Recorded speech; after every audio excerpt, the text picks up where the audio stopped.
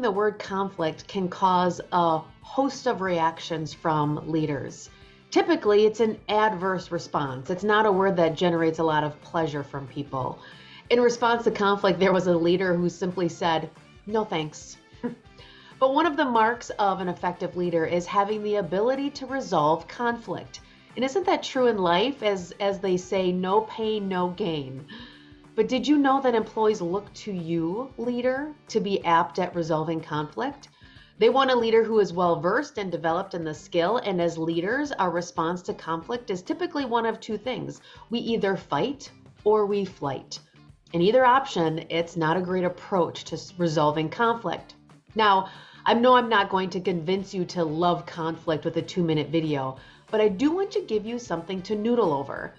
We know from the fields of social psychology that there are two types of conflict: affective and cognitive.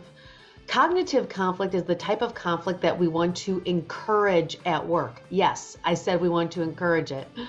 Cognitive conflict is the type of conflict over our ideas, thoughts, opinions, our perspectives. We need conflict in order to make the best decisions or come to the best idea. Affective conflict is the type of conflict that gets personal and emotional. You've probably experienced this type of conflict as well. This shows up in personal attacks, by body language, silence, tone of voice. No good for working towards a best decision. So the next time you need to address a conflict, I just want you to think about this reframing for you.